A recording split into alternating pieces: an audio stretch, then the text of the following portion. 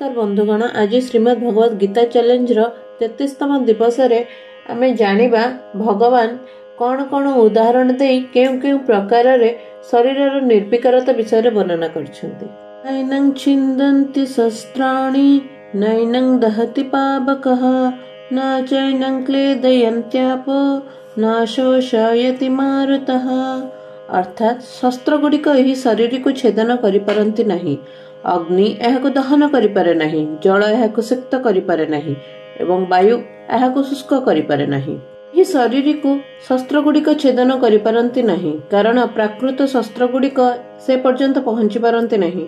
ए सब शस्त्र पृथ्वी तत्व ही उत्पन्न हुए। पृथ्वी तत्व एही शरीर ठारे कोनोसी विकार सृष्टि करि पारे नहीं। केवल एतिकी नुहे, विकृति करिबा तो दूरर कथा, पृथ्वी तत्व एही शरीर पर्यंत पहुंची भी पारिबो नहीं। अग्नि एही शरीर को दहन करि पारिबो नहीं, कारण अग्नि से पर्यंत पहुंची पारे नहीं। जदि से पर्यंत पहुंची पारे नहीं, तेबे ताहाको दहन करिबो किपरि? तात्पर्य हैला, अग्नि तत्व एही शरीर ठारे आदौ कोनोसी प्रकार विकार उत्पन्न करि पारिबो नहीं। जल एहाको सिक्त करि पारे नहीं, कारण जल से पर्यंत पहुंची पारे नहीं। तात्पर्य हैला, जल तत्व सही शरीर ठारे आदौ कोनोसी विकार उत्पन्न करि पारे नहीं। वायु एहाको शुष्क करि पारे नहीं, अर्थात एही शरीर को सुखाइबार सामर्थ्य वायुर नहीं, कारण से पर्यंत वायु पहुंची पारे नहीं। तात्पर्य हैला, वायु तत्व एही शरीर ठारे कोनोसी प्रकार विकृति उत्पन्न करि पारे नहीं।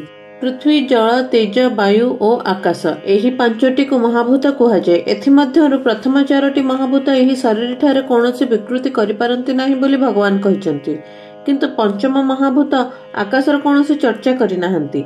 एहर कारण कोनोसी क्रिया करिवार शक्ति आकाशर नाही। क्रिया बा विकृति करिवार शक्ति केवल ए चारोटी महाभूतंकर अछि। आकाश सबको अवकाश दिए मात्र। पृथ्वी, जल, तेज और वायु एही चारोटी तत्व आकाशर उत्पन्न होई मध्य निजर कारणभूत आकाशरे कोनोसी प्रकार विकार उत्पन्न करि पारंते नहीं। अर्थात पृथ्वी, जल, अग्नि और वायु यथाक्रमे आकाश को छेदन, सिक्त, दहन और शुष्क करि पारंते नहीं।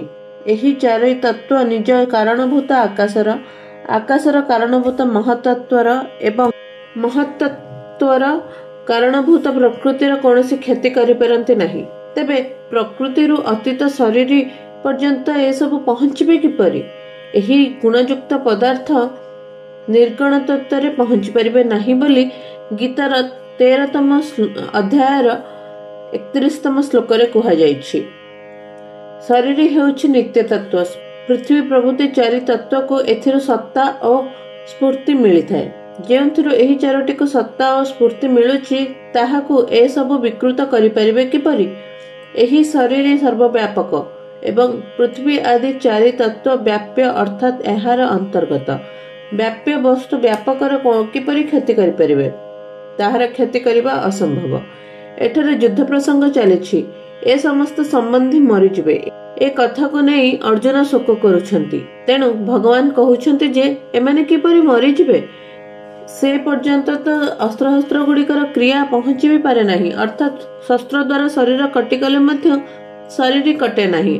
अग्न्यास्त्र द्वारा शरीर जलिगले मध्य शरीर जले नहीं।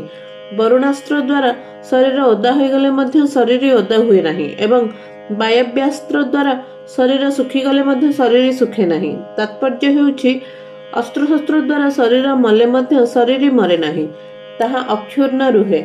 सुतरां एक कथारे शोक करिबा तुमरा अज्ञानता मात्र। जय जगन्नाथ।